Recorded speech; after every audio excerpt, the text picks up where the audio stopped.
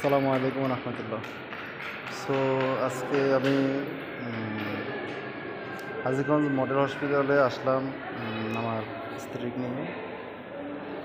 এখানে আসার পরে অনেকগুলো অভিজ্ঞতা হলো আমার। সেটা হলো ম্যাডামকে দেখালাম, বসার পরে ম্যাডামকে দেখালাম, ম্যাডাম দেখলো। দেখে ম্যাডাম বললো যে শুধু একটা পরীক্ষা করাতে হবে, কিন্তু রিপোর্ট যখন দেখলাম, রিসেপশনে গেলাম, যাওয়ার পরে রিসেপশন আমাকে বলল যে ৩,২০০ টাকা দেবে। আমি কিন্তু অবাক হয়ে গেলাম যে আমি কিন্তু আগে জিজ্ঞেস করেছিলাম যে একটা আলতা করার জন্য কত টাকা খরচ যায়। সো ওনারা বললো যে ১,০০০ টাকা, 1000। সো তখন আমি আগে থেকে অভিজ্ঞতা নিয়ে নিলাম। কিন্তু আমি যখন ওখানে জিজ্ঞেস করলাম তখন বললো যে আপনার 5টা পরীক্ষা। তখন আমি বিব্রত মনে হলো যে 5টা পরীক্ষা কিসের, কেন, কী কারণে 5টা পরীক্ষা, কি কি পরীক্ষাগুলো দিল, সেই ব্যাপারে আমি একটু দৌড়াদৌড়ি করলাম, কথাবার্তা বললাম। যারা পরীক্ষা করে তাদের কাছে গেলাম। যাওয়ার পরে ওনারা আমাকে বললো যে আপনার ব্লাড টেস্ট যেটা করা হয়েছে ওই টেস্টটা দিয়ে আপনার হবে 3টা পরীক্ষা। তারপরে আপনার সুগার টেস্ট হবে। আর আপনার যে মেন পরীক্ষাটা সেটা হলো আপনার আলতাটা। সো যাক, আমি মোটামুটি এটা নিশ্চিন্ত হলাম যে আমার একটা শুধু আমার ব্লাডটা নিয়ে 3টা পরীক্ষা। যাক, মোটামুটি তারপরে আমি ওনাদের সাথে কথাবার্তা বলার পরে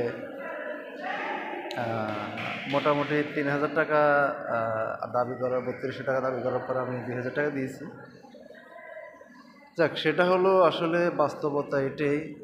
যেমন আমি পাশাপাশি যখন আমি আসলাম কাউন্টারে দেখলাম আমার পাশাপাশি একজন রুগী পরীক্ষা করার পরে মাত্র ওনার ১৫০০ টাকা বিল আসছে পরীক্ষা বাবদ। উনি ১০০ টাকা দাবি করেছিলেন।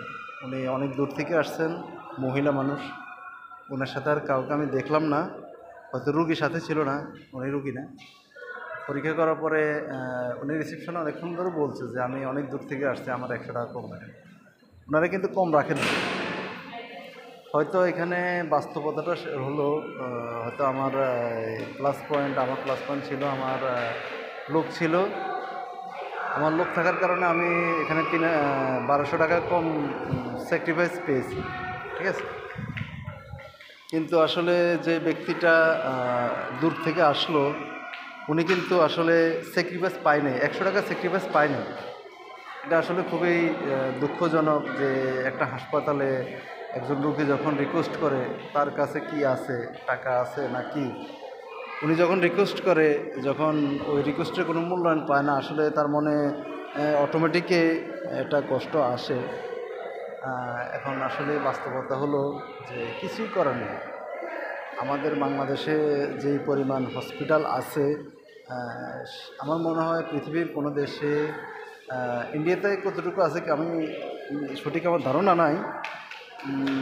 ইন্ডিয়া তো মনে হয় আমাদের পাশাপাশি হসপিটাল, আমার মনে হয় ইন্ডিয়া আর বাংলাদেশ কাছাকাছি হতে পারে।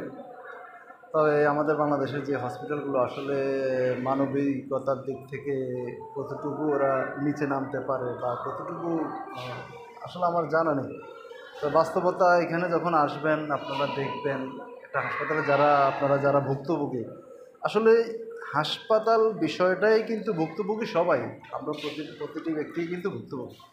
হাসপাতালে যেতে হবে, ডাক্তারকে দেখাতে হবে, এটাই বাস্তবতা। সো আসলে আমার কাছে সবচেয়ে খারাপ লাগলো, আসলে কিছু বলারও কোনো কিছু ছিল না, যেহেতু আমি তৃতীয় ব্যক্তি ওই রুগীটির জন্য, ওই রুগীটির পরিবারের জন্য আমি তৃতীয় ব্যক্তি। সেখানে আসলে কিছুই বলতে পারিনি। আসলে মানবতাটা আমাদের দিক থেকে অনেকটুকুই উঠে গেছে যে আমরা একজন রুগী যখন আবেদন করে বা রিকোয়েস্ট করে, আমরা ওনাদের কাছ থেকে কিছু স্যাক্রিফাইস পাবো, সবাই আশা করে যে কিছু স্যাক্রিফাইস পাবো। কিন্তু আসলে আমরা পরিচিত না হওয়ার কারণে স্যাক্রিফাইসটা পাই না। যেমন আমার ক্ষেত্রে আমি বলি, আমি যখন ঢাকায় যাব ইমার্জেন্সি গুরুত্ব কোনো কাজের জন্য যখন ঢাকা যাব, ঢাকায় গেলে কিন্তু আসলে আমার পরিচিতিটা নেই বললেই চলে।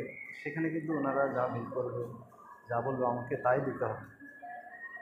আসলে এটাই বাস্তবতা। এখানে নিজের পরিচিতির লোক থাকার কারণে হয়তো কিছুটা পসিবল হয়। আমাদের আসলেই দুঃখের বিষয় হলো এটাই যে আমাদের দেশে আসলে মানবতার বিষয়টা কেউ আমরা চিন্তা করি না। যে একটা লোক যখন আমার কাছে রিকোয়েস্ট করে আমার কাছ থেকে 100 টাকা কম রাখেন, আমি অনেক দূর থেকে আসছি, আমরা কিন্তু চাইলেই পারি। রিসিপশনে যারা বসে প্রত্যেকটা হাসপাতাল রিসিপশনদের হাসপাতাল কর্তৃপক্ষকে আমি বলবো যে আপনারা মানবতার দৃষ্টিকোণ থেকে চেষ্টা রাখবেন, চেষ্টা করবেন। একটা লোক যখন রিকোয়েস্ট করে, আপনি যতটুকু পারেন, আপনি তো একটা মেমো করে ফেলছেন, আপনি একটা ডকুমেন্টারি তৈরি করে ফেলছেন, 2,000 টাকা আসছে, 3,000 টাকা আসছে, 5,000 টাকা আসছে পরীক্ষাতে। উনি যখন রিকোয়েস্ট করবে আপনি চেষ্টা করবেন ওনার মনটাকে ভালো করার জন্য। যদি আপনার চেষ্টার মধ্যে আপনি বুঝতে পারতেছেন যে আপনার দ্বারা হবে না, হ্যাঁ, সম্ভব না, তাহলে আপনিও চেষ্টা করবেন যে আপনার স্যারকে বলার জন্য যে স্যার আপনি নিজের দায়িত্বে আপনি নেবেন। আমি প্রত্যেকটা বাংলাদেশের প্রত্যেকটা হাসপাতালের কর্মকর্তাদের উদ্দেশ্যে বলবো, ছোট্ট মানুষ হিসেবে, যে আপনার মানবতার দৃষ্টিকোণ থেকে চেষ্টা করবেন যে ওনার দায়িত্বটা আপনি নেওয়ার জন্য। যে আমার এই ব্যক্তিটা আমার লোক, স্যার আমি কি ওনার পক্ষ থেকে 100 টাকা 200 টাকা কনসিডার করতে পারি? তখন আপনি দেখবেন ওই লোকের কাছে আপনি হিরো হয়ে গেলেন। আজীবনের জন্য আল্লাহ রাব্বুল আলামিনের কাছে উনি দুহাত তুলে দোয়া করবে যে এই ব্যক্তিটা আমার কিছুই না, কিন্তু উনি আমার জন্য রিকোয়েস্ট করেছে, 200 টাকা আমার জন্য কমাই দিছে, 100 টাকা কমাই দিছে। ওই 100 টাকা 200 টাকা কিন্তু বড় বিষয় নয়। বড় বিষয় হলো আপনি আমার জন্য কতটুকু করেছেন। এই বাস্তবতা আমরা তো মানবতা হারিয়ে ফেলেছি এই দেশে। তো আমি চাইবো আপনারা হাসপাতালে যে কর্তৃপক্ষ আছেন, আপনারা চেষ্টা করবেন নিজের দিক থেকে যতটুকু পারেন, আপনারা চেষ্টা করবেন তার জন্য কতটুকু করতে পারেন চেষ্টা করবেন। সো অনেক অনেক বিষয় আমরা যখন হাসপাতালে আসি, ঘুরে দেখি, অনেক বিষয় আমাদেরকে নাড়া দেয়। তো আমরা চাইবো যে বিষয়গুলোকে কনসিডার করার জন্য। তো অবশ্যই আমাদের হাজীগঞ্জের যে মডেল হসপিটালটা, এখানে আসার পরে আমার নিজের হয়তো পরিচিত থাকার কারণে আমি কিছু কনসিডার পেয়েছি। অবশ্য হাসপাতালের যে পরিবেশটা মোটামুটি আলহামদুলিল্লাহ আমার কাছে খুবই ভালো লাগছে।